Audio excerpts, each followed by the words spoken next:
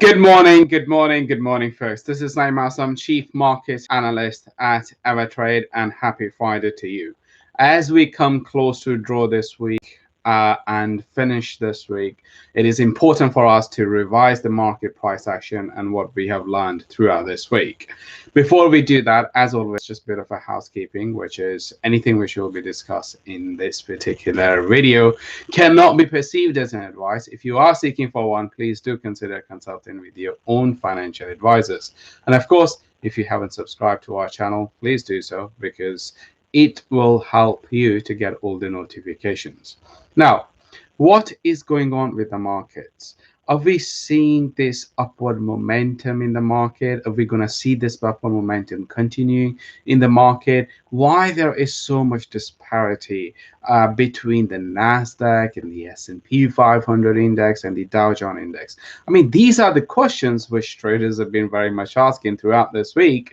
And the hope was that this disparity, meaning the differences of where the Nasdaq is moving to the downside, but the Dow Industrial Average, which was, once upon a time was the weakest index, and now it has turned as the strongest index, why it is moving to the upside.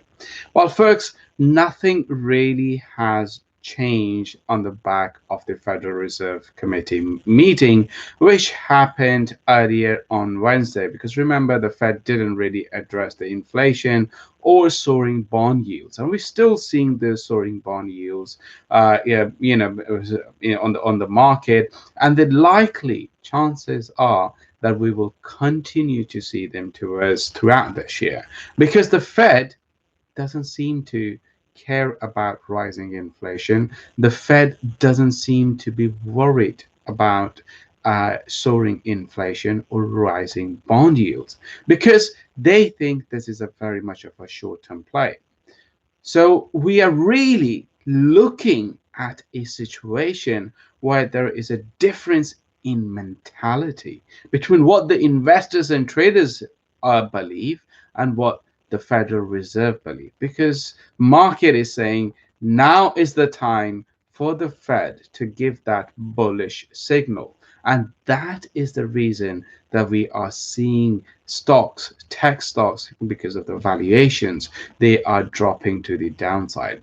I mean, remember day before yesterday, we've issued this we talked about this strong conviction level with respect to Nasdaq, that it is definitely, bottomed out, because it was, well, the day before yesterday when the Nasdaq touched the 100-day simple moving average and it started to move sharply to the upside, but it failed to break above the 50-day simple moving average on the daily time frame. And from there onwards, what we experienced was a move to the downside, and that is very much still being the case. Today, we are trading below that 100-day simple moving average.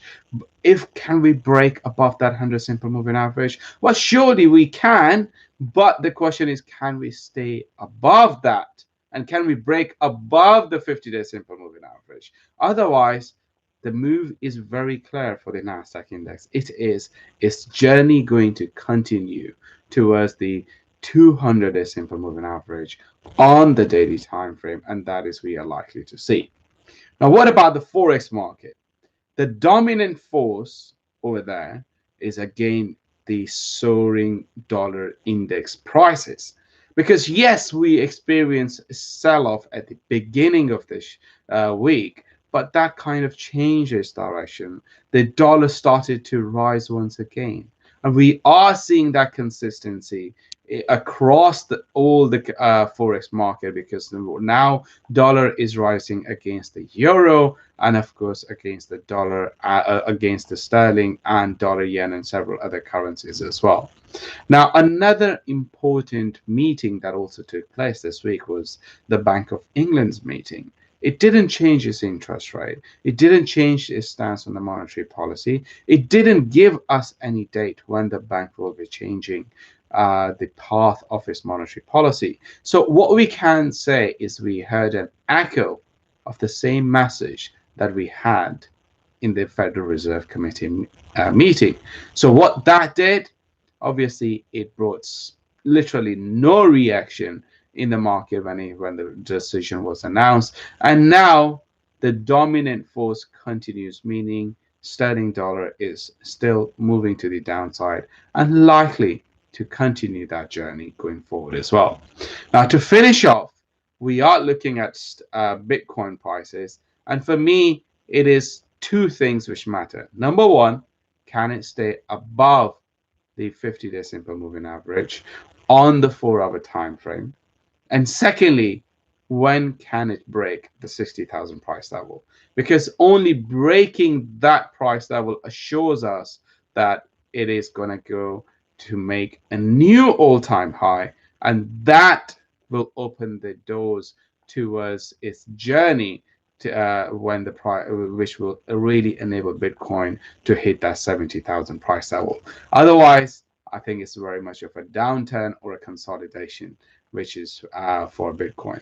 That's all for now, and I hope that you enjoyed the content. And if you did, please smash that like button. Otherwise, we will see you next week, same place. Thank you.